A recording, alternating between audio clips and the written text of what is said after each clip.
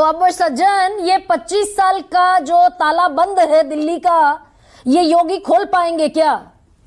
योगी जितने भी चेहरे सब आजमाए जाएंगे अभी दिल्ली चुनाव में। देखिए गरिमा जी, अगर 2015 और 20 विधानसभा चुनाव की बात करें और उससे तुलना आप करें 2025 की, तो 15 और 20 में एक निश्चित तौर पे एक लोगों में उत्साह था विधानसभा चुनाव में। हाँ। 2025 में आप देखेंगे उस तरह का उत्साह नहीं दिख रहा है जनता के बीच। कारण यह है कि 2015 में आम आदमी की सरकार ने जो 76% दिल्ली जो अनऑथराइज्ड है, जिसमें ज्यादातर लोअर मिडिल क्लास से लेके गरीब तबका रहता है, उनके बीच में बिजली पानी फ्री में महिलाओं के लिए, जिसको आप कह सकते हैं कि पॉपुलर स्कीम्स हो, फ्री बीज हो, उसके तहत अपना एक सॉलिड वोट बैंक बनाया था।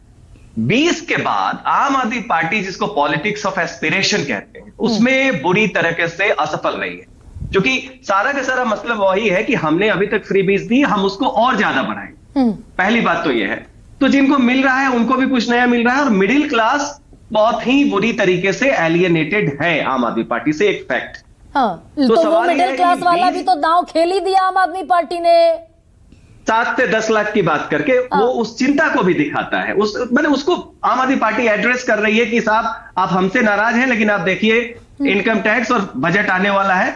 अब यहां पे बात यह है कि देखिए वो बीजेपी का संन्यास जो है, जो साहिब सिंह वर्मा जी के साथ खत्म हुआ था, उस समय से शुरू हुआ के साथ वो उसको लीड की थी। जी बिल्कुल सही, सुषमा स्वराज जी के साथ। और अभी तक जो है, इसमें सबसे बड़ी बात यह है कि एक एलियनेशन मिडिल क्लास का आम आदमी पार्टी से दिल्ली में हम लोगों ने अभी किया है, दिख रहा है। लेकिन बाकी जितनी भी पार्टियां हैं, उसको अगर आप एनकैश करना चाहते हैं, तो समस्या यह है कि बीजेपी हुई या कांग्रेस है, वो सब अब आम आदमी पार्टी के पिच पे आ गए। एब्सोल्युटली, यही मैं कहने वाली थी, कॉपी पेस्ट चल रहा है यहाँ। तो वो फ्री बीज वाली पॉलिटिक्स है, उसमें कंपटीशन कर रहे हैं। रही बात योगी की, तो देखिए योगी एक साथ 3-4 चीजों को साधते हैं। पहली बात तो ये फैक्ट है कि प्रधानमंत्री के बाद, और हम पूरे इंडिया के हिसाब से कह रहे हैं, नॉर्थ ईस्ट से लेके कर्नाटका तक, अगर सबसे पॉपुलर, सबसे ज्यादा डिमांड अगर बीजेपी में और सपोर्टर्स में किसी की होती है तो वो योगी की होती है, तो नेचुरली उनको लाया जाएगा। लेकिन दिल्ली में क्या खास है कि योगी जिन सीटों पे आ रहे हैं वो केवल पूर्वांचली सीट नहीं है, वो पंजाबी डोमिनेटेड सीटों पे जा रहे हैं, वो जाट और गुजर समाज के जो सीट है, बिजवासन वगैरह, उधर जा रहे हैं, और वो पूर्वांचली सीट पे। तो इसका मतलब है कि ये कहना कि 17 सीटें ऐसी है 70 में जिसपे पूर्वांचली वोट डोमिनेट करता है,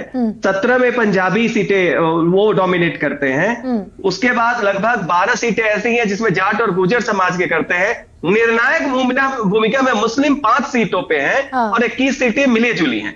तो वहां पे योगी को जब लाया जा रहा है, तो निश्चित तौर पे है कि योगी को लाने के पीछे कोई पूर्वांचल पोलराइजेशन जैसा कोई एक मंतव्य नहीं है, उससे साधने की कोशिश कर रहे हैं। मतलब एक पूरा बुके है जिसे एड्रेस करना चाहती है भारतीय जनता पार्टी योगी के जरिए। अच्छा, लेकिन वो होगा क्या?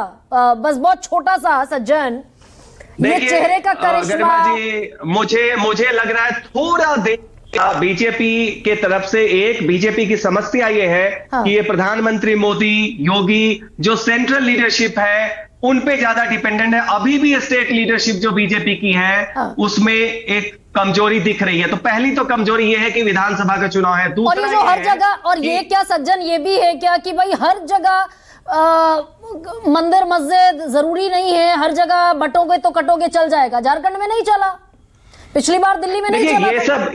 ये देखिए, ये सब चीजें गरिमा जी स्पिन फैक्टर हैं, स्विंग ला सकती हैं, ये कभी डायरेक्शन नहीं चेंज करती। डायरेक्शन चेंज करने के लिए आपको स्थानीय संगठन बीजेपी का और नेतृत्व चाहिए, और उसमें कांग्रेस की तरफ से भी जो जोर लग रहा है, वो उन्हें अपना ओरिजिनल वोट, जो झुग्गी झोपड़ी का, मुसलमानों का, दलितों का, वो जो उनका ट्रेडिशनल था, उसकी बजाय उनके सारे नेता मिडिल क्लास को अपील कर रहे हैं।